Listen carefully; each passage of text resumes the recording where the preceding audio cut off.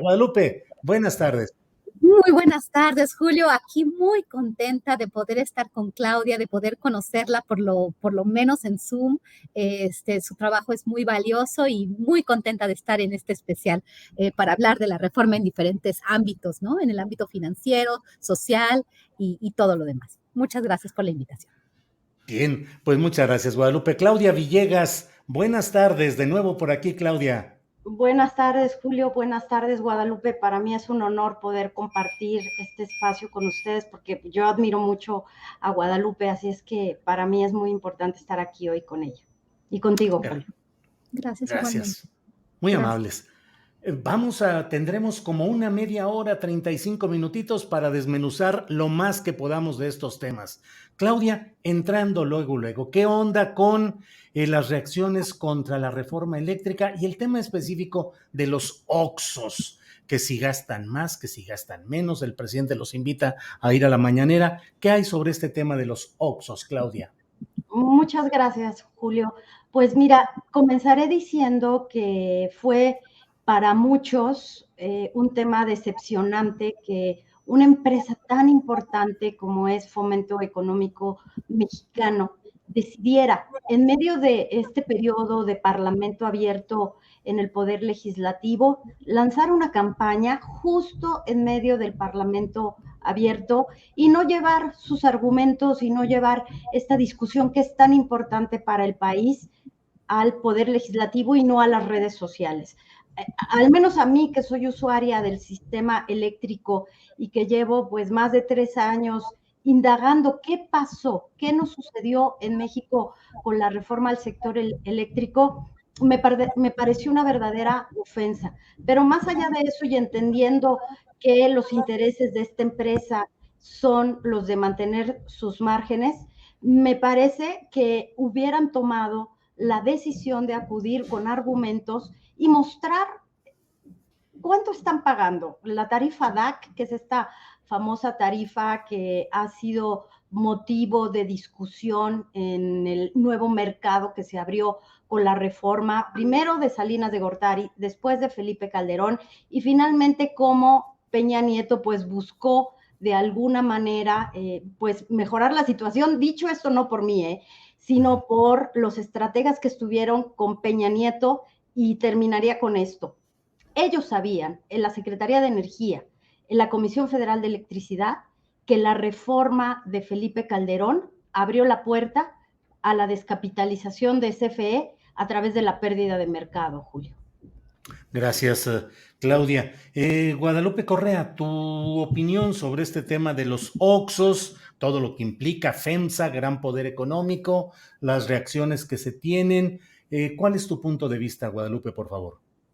Claro que sí. En este sentido, yo creo que Claudia es la experta porque se ha dedicado a investigar precisamente este tema.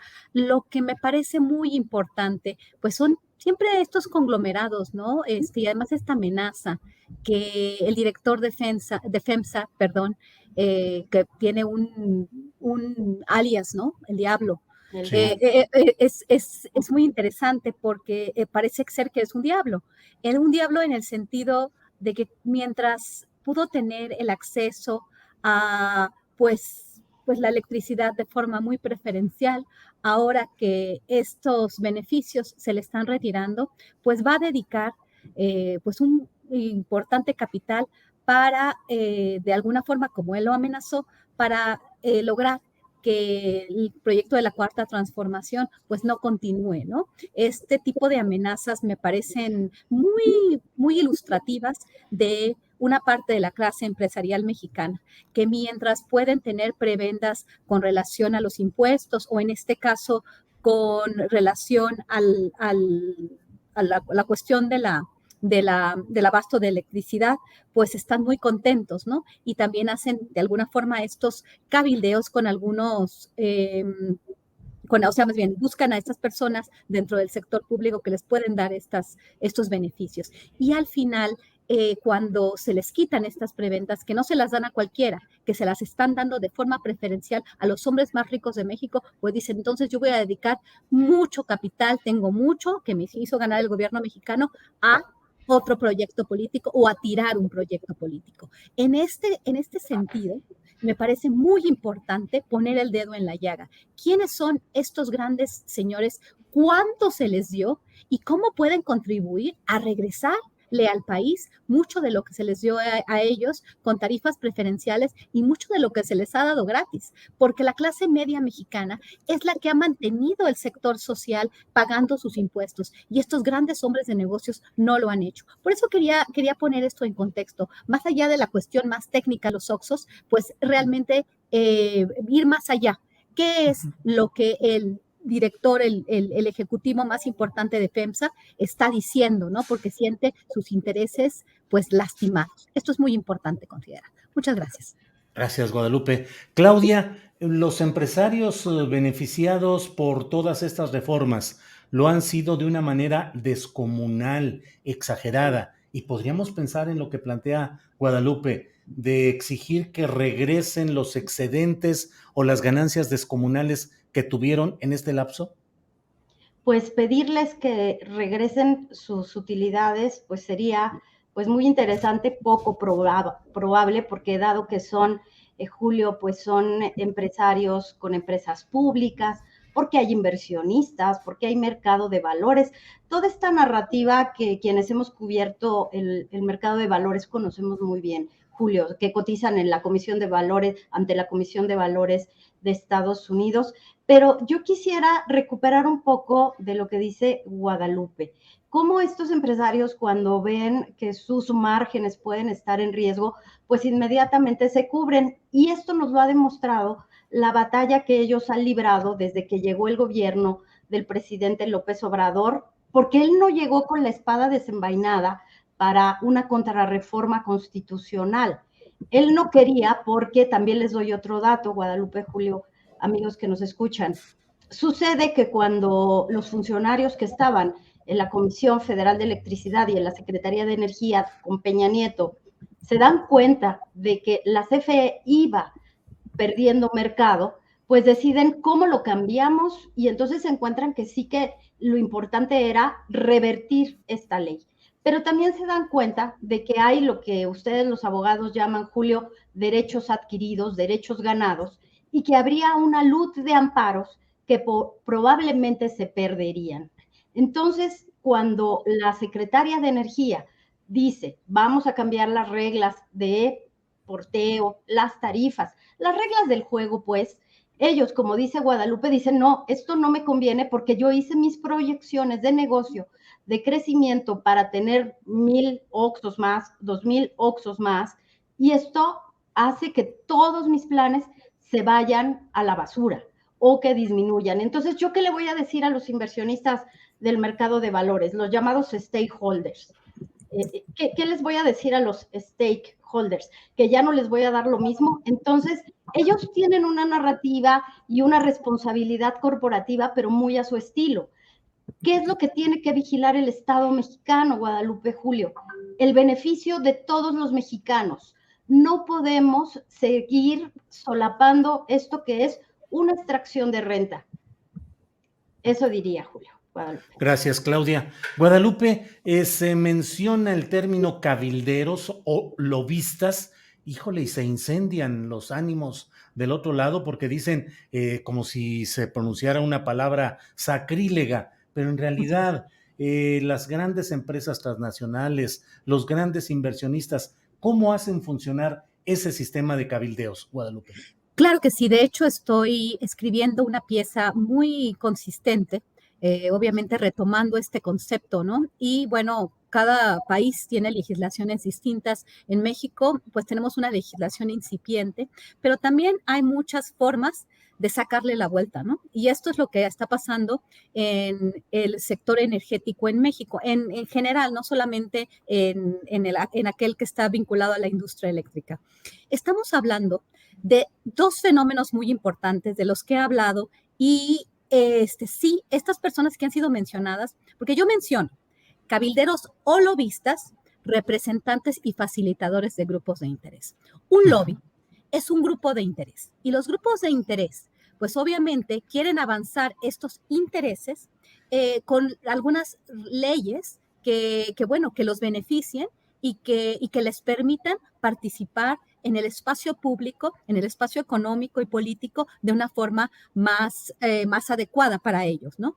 Y entonces lo que se hace en los países más desarrollados que tienen leyes de cabildeo o de lobby más bien definidas. México tiene una, y bueno, sí hay lobistas que se tienen que registrar con el Congreso. ¿Qué es este cabildeo? ¿Qué es la función de este cabildeo que a veces se legisla de una forma más importante? Bueno, estas empresas o estos grupos de interés, porque pueden ser sindicatos, ONGs, y bueno, obviamente los grupos corporativos que por lo general tienen mucha más presencia y mucha más capacidad de influir en el Congreso y de influir en las leyes. Entonces, estas personas son los intermediarios, para que se entienda bien lo que es este concepto, entre el Congreso y los grupos de interés. Entonces, ellos van con los congresistas, los sientan y les dicen, miren, mi jefe me dice esto, ¿por qué no hacemos esto? Y yo quisiera que ustedes aprobaran esta ley o que no aprobaran esta ley.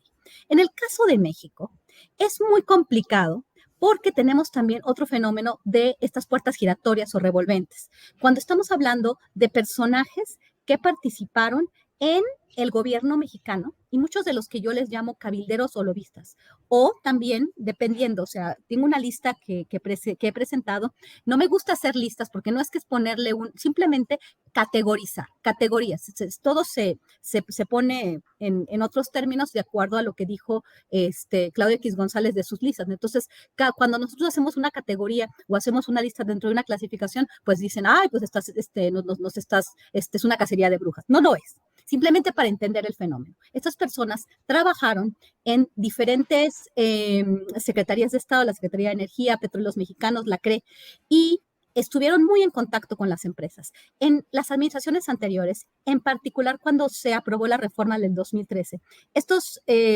grupos de interés y estas grandes empresas que tienen un poder oligopólico a nivel transnacional, son poderosísimas, utilizan de alguna forma y tienen un contacto con los funcionarios. Los funcionarios dentro de los sexenios de Felipe Calderón y particularmente de Enrique Peña Nieto, porque esta era una prioridad de ese sexenio, transformar a México, y la reforma energética era una prioridad desde el principio. Entonces, tuvieron esta relación con las empresas.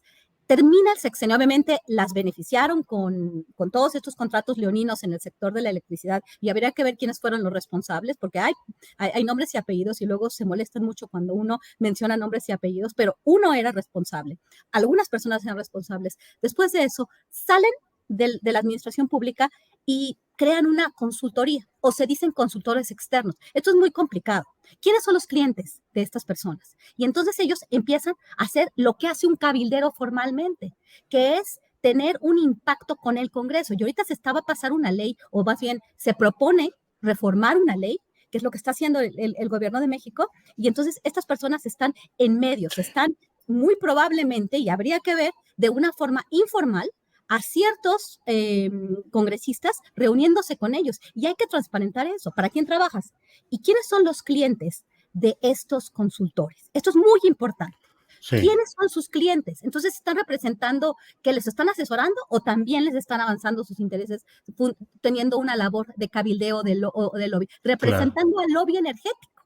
Y entonces claro, que no me digan que no están haciendo esta labor, y deberían de transparentarlo. Esto en Estados Unidos es perfectamente aceptado, y los lobistas dicen, yo soy un lobista, yo estoy representando no los intereses de la gente, pero esta puerta revolvente, donde aquí sí hay una trampa, ¿no? Porque aquí sí ellos están representando intereses, pero siendo consultores, y con eso ellos se protegen. No, claro. Guadalupe me está poniendo el dedo.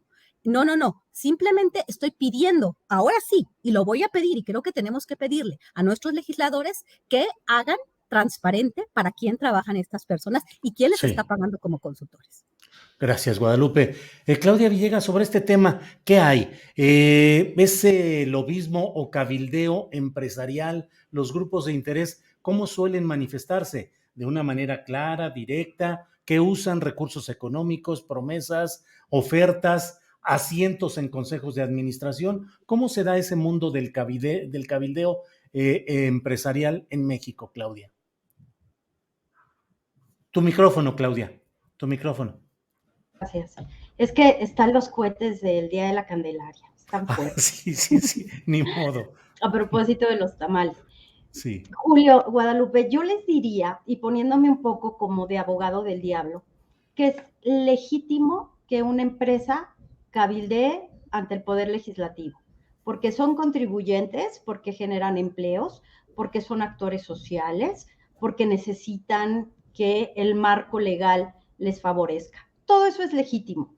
Aquí no podemos ni crucificarlos, ni decirles que está mal, pero como dice Guadalupe, lo importante es que el cabildeo se haga abierto, que tengamos, como sucede en Estados Unidos, pues una lista de los donativos que da, por ejemplo, Philip Morris, o de los donativos, porque es muy interesante porque las empresas mexicanas tienen que transparentar ante el Congreso de Estados Unidos cuáles son los recursos que dan al Partido Demócrata, al Partido Republicano.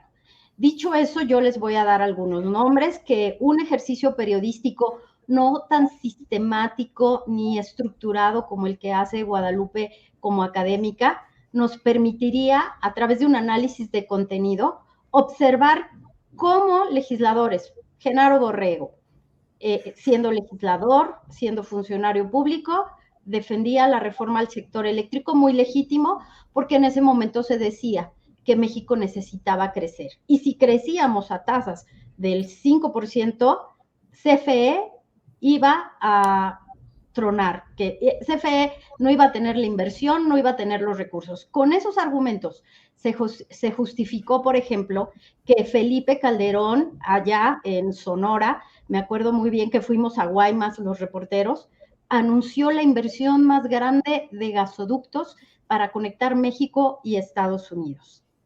Después, Genaro Borrego, pasa el tiempo, decide que ya no quiere ser funcionario público, esta puerta giratoria en donde se dan los conflictos de interés, como dice Guadalupe, se contrata como director de asuntos sociales o comunitarios, que este es el puesto que tienen. Y ¿en dónde? En FEMSA. En FEMSA, perdón, en FEMSA, en OXXO. Y vemos todo el despegue del modelo de OXXO, que se convierte en el negocio de retail con mayor cobertura, más que las farmacias, más que los bancos, y que tiene un boom espectacular que le permite catapultar su crecimiento a otros países de América Latina. Dicho eso, creo que ahí tenemos un ejemplo muy interesante de lo que dice Guadalupe, de cómo hay que transparentar los intereses y de cómo, si se cometió un error por conflictos de interés o por promoción de estos grupos de interés para la nación, y como ha dicho aquí Ramses Pech, Julio, que es uno de los analistas como más conciliadores, si ese modelo se equivocó, si ese modelo constituyó una extracción de renta para el Estado mexicano, ya lo que pasó, pasó. Y hay que modificarlo porque necesitamos esos recursos para la Comisión Federal de Electricidad, pero sobre todo necesitamos que los esquemas que necesitan generar su propia electricidad, una gran planta de chips, por ejemplo, donde no va a haber simulación, en donde, por ejemplo, Iberdrola, ahora sabemos cómo es posible que mediante un permiso de autoabasto, Iberdrola ahora conecte a los OXXOs. O sea, es como una simulación sobre otra simulación, Julio y Guadalupe. Gracias, Claudia. Guadalupe, sobre este tema en lo que quieras abordar, pero además yo te preguntaría si este tipo de cabildeo como tal se traslada también a columnas y artículos de opinión de quienes se ostentan como simples opinantes y lo hablan como si saliera simplemente de su sentimiento o su pensamiento, pero en el fondo son representantes, no sé si aceitados económicamente, de esos grupos de interés, Guadalupe. Absolutamente. Yo entiendo perfectamente y concuerdo con todo lo que dice Claudia, en el sentido de que esto en otros países, aquí no es muy claro, porque la legislación es muy incipiente. En los Estados Unidos, pues ha habido mucho avance, pero tampoco es tan antigua. O sea, realmente fue en los 70s cuando esto se empieza a legislar la labor de los lobistas en los Estados Unidos. Es una cuestión compleja. Y bueno, aquí por eso O sea, porque la palabra ya tiene un peso, ¿no? Un peso de significado, pero como muy bien dices, Julio, este conflicto de interés, y la palabra la manejó Claudia de una forma muy adecuada, porque puede haber conflicto de interés, porque esta gente trabaja en el gobierno. ¿Qué pasó con el expresidente Felipe Calderón Hinojosa? El presidente Felipe Calderón Hinojosa fue secretario de Energía en la administración del presidente Fox, y después pues da una entrada muy importante a las empresas que, bueno, finalmente se cristaliza en lo que fue la reforma energética del año 2013. Y entra Iberdrola, la relación que él tenía con ciertas empresas, con empresas muy particulares, pues hacen que esta empresa tenga mucha capacidad de acción en el país. Y finalmente él termina su sexenio y llega a formar parte del Consejo de Administración, ya no lo es, de una de las filiales de Iberdrola en México. Y ves una cuestión bien interesante, que es lo que yo estoy tratando de hacer, y bueno, me está causando muchísimos problemas, pero es vincular las comunicaciones entre unos y otros. Cuando ves cómo se comunican, por ejemplo, la persona que encabeza Iberdrola México en Twitter, con estas personas, te puedes dar cuenta que hay una relación muy importante y estas personas estuvieron en el gobierno. Entonces, esta puerta giratoria, pues representa pues un conflicto de interés. ¿Por qué? Porque lo que pasó en el 2013 benefició a empresas transnacionales de una forma muy importante, al grado de que este avance del sector privado en la producción de energía eléctrica puede dejar al país en una condición muy complicada, y es una cuestión de seguridad nacional. ¿Por qué? Porque estamos hablando de energía. También la ley minera, eso es otra cuestión que también alguna vez tenemos que empezar a tocar, y cómo se ha formado y cómo han podido las empresas avanzar sus intereses en el sistema político mexicano y en las leyes mexicanas. Por eso la figura del cabildero no es nada más decir, pues es legítimo. No necesariamente. ¿Por qué? Porque puede haber conflictos de interés y porque estas empresas han avanzado sus intereses al punto en que oligopolios transnacionales pueden llegar a dominar mercados estratégicos en el país donde las familias mexicanas, y por eso yo lo estoy peleando tan fuerte. ¿Por qué? Porque me doy cuenta de cómo los contratos leoninos que fueron otorgados por un grupito de personas, y bueno, también está por el otro lado esta cuestión de los dineros que se les pudieron haber dado, y por eso la figura del cabildero tiene que transparentarse y tenemos que ver quiénes fueron y cómo operan por eso el cabildero está con los miembros del Congreso. ¿Cómo se aprobó la reforma del 2013? De acuerdo con Lozoya, que no ha dado pruebas, se les pagó a algunos legisladores panistas y de otros partidos para que pudieran apoyar la propuesta en ese momento del Ejecutivo, del Partido Revolucionario Institucional. Habría que probar todo eso, pero sí nos queda esa duda. ¿Y quién pudo haber hecho esa vinculación entre las empresas y no estoy diciendo que las personas que yo he mencionado hicieron eso, pero es muy importante regular esta función? ¿Por qué? Porque este dinero que se da por debajo del agua por parte de las empresas para que se pasen, para que se mantengan los intereses, lo que ellos ganaron fue bestial. Los contratos fueron leoninos y dejaron al país. Si esto no pasa, va a poder pasar lo que pasa en España, en Francia, en Alemania. ¿Por qué? Porque con la geopolítica y con el poder oligopólico, que es decir, monopólico, que tienen estas empresas, porque estas sí funcionan bien, casi nunca se quiebra ese oligopolio en la parte energética, pues van a subir los precios como subieron, y finalmente las familias no van a poder pagar y el Estado no va a poder ser garante de la soberanía. Esto es súper importante y tenemos que considerarlo. Muchas gracias. Gracias a ti, Guadalupe.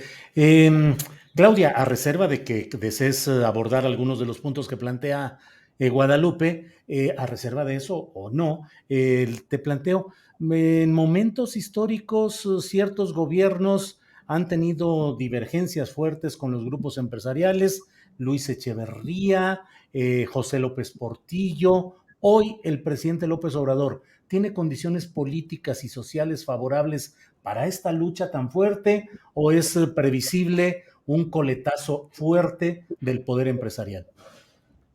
Este año, Julio, es muy importante para responder esta pregunta que tú planteas. Este año es el año de la inflación.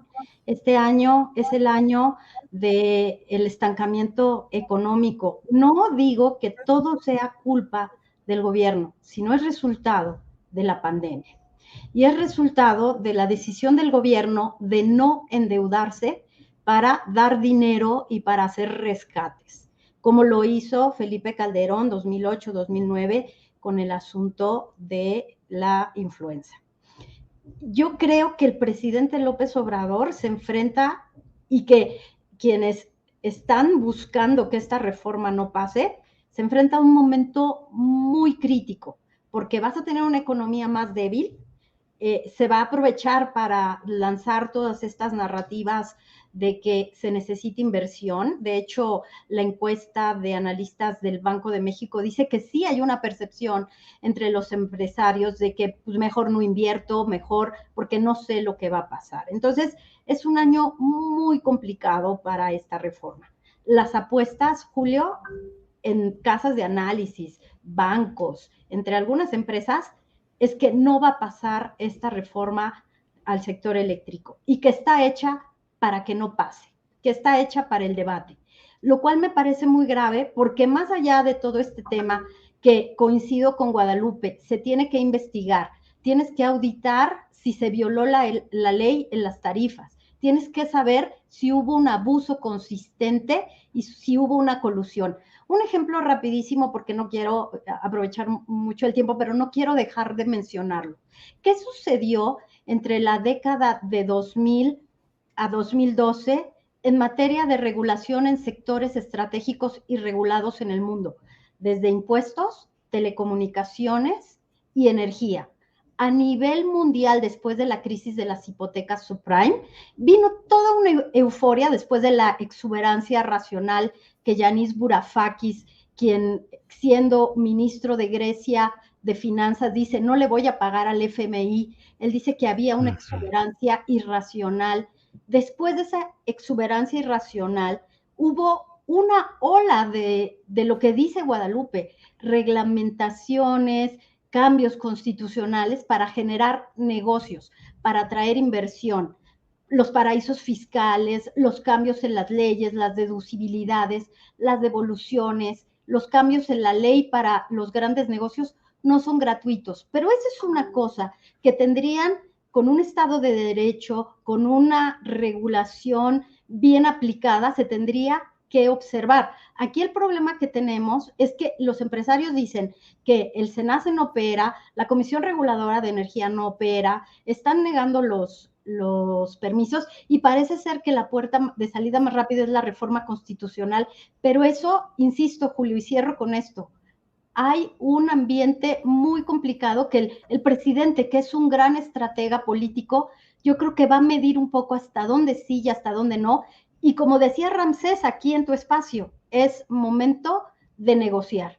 Y si los procesos legales van por otro lado, que vayan, no hay que dejar impunidad, pero necesitamos ya una definición. Gracias, Claudia.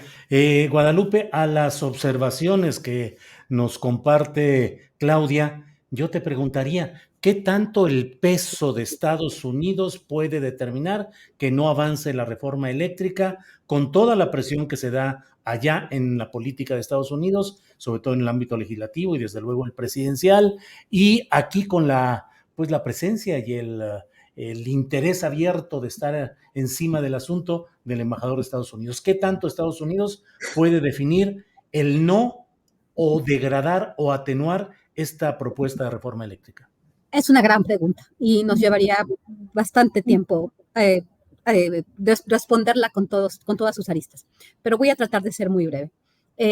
Primero, hablando, por ejemplo, del representante del gobierno de Estados Unidos en México, el embajador Ken Salazar, un hombre brillante, un hombre que en algún momento en su trayectoria fungió como lobista de las empresas, de algunas empresas dedicadas al sector de las energías renovables. O sea, que tenemos un lobista en jefe de alguna forma, informalmente, ¿no? Porque a mí no me digas lobista o cabildero, bueno, un cabildero formal que ahorita probablemente esté también funcionando, haciendo lobby por estas empresas. En los Estados Unidos, bueno, en todos Estados Unidos y en todo el mundo, y principalmente ahorita con esta cuestión de los fondos de inversión, Vanguard, State Capital, BlackRock, ellos son realmente los que están los que tienen, y eso lo sabe Claudia muy bien, los que tienen realmente el control de muchas de las empresas a nivel internacional y al final pues son los dueños, ¿no?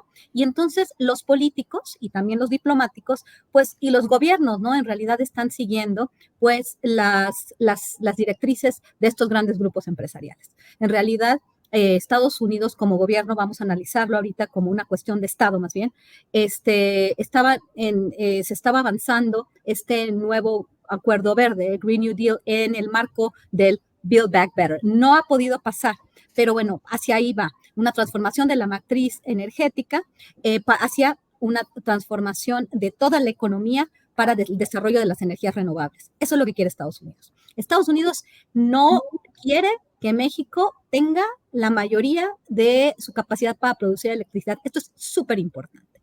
El grid, lo que es la red de distribución de electricidad, retomarla y volverla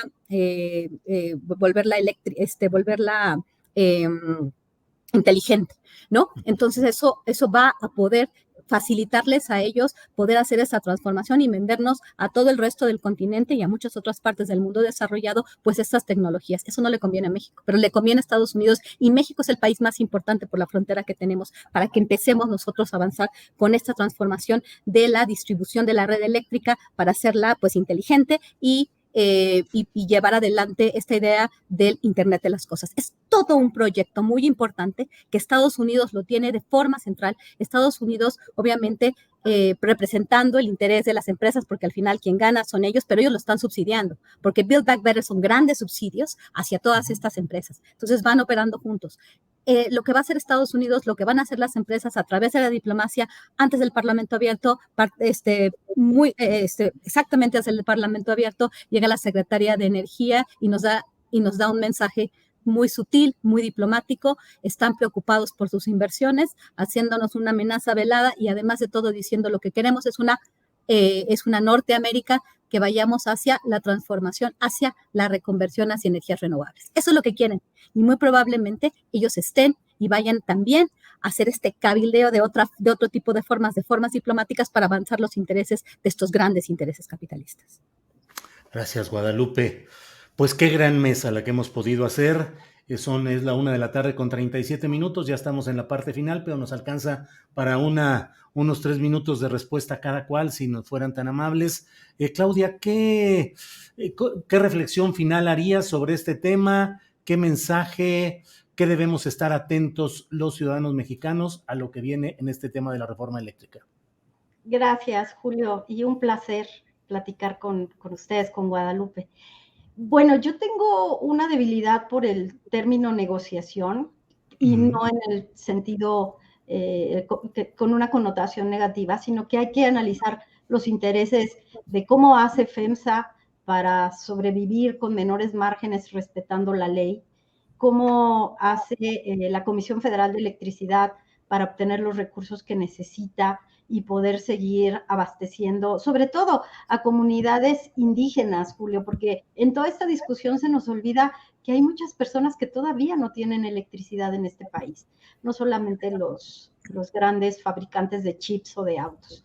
Y 2 datos, mientras Oxxo en las redes sociales mandaba este mensaje de que paga más que cualquiera de nosotros de electricidad, pues la Comisión Federal de Electricidad firmaba un acuerdo con Sempra Energy, que es el gigante de la electricidad en Estados Unidos, para proyectos de gas natural. Y Janet Yellen en Estados Unidos decía que la prioridad, como bien dice Guadalupe Correa, es la electricidad.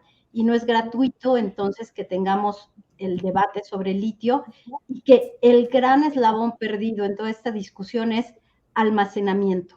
¿Por qué separaron las inversiones en almacenamiento o los procesos legales, Julio, la extensión de permisos, cuando nos estamos peleando por el mercado spot? Si hubiera una manera de almacenar todo esto, quizás tendríamos otra discusión, Julio.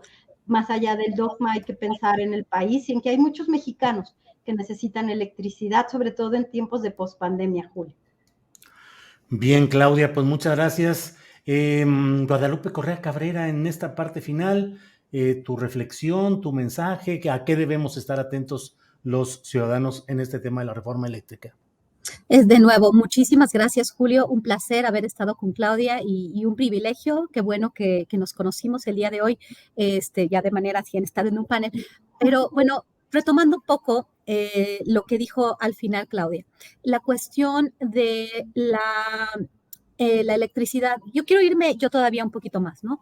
La electricidad como un derecho humano, porque como un derecho humano que quizás el Estado tendría que enfrentar. Hay muchas comunidades que no tienen electricidad. ¿Por qué estar pensando en lo que requieren las empresas? ¿Por qué cabildear esos intereses? Mejor cabildear los intereses de las comunidades más pobres, de las familias más pobres. El día de ayer, Xiomara Castro, la presidenta de Honduras, pues anuncia que se le va a dar electricidad gratis a un número importante de familias hondureñas. Si nosotros vemos lo que sucede en Honduras, cómo están colgados todos de la electricidad, es importantísimo. Sin electricidad no tenemos comida caliente, no podemos hacer una serie de actividades que son básicas para la sobrevivencia de los seres humanos. Entonces, reconocer esta importancia, reconocer el derecho que tienen las personas a toda una serie de bienes que solamente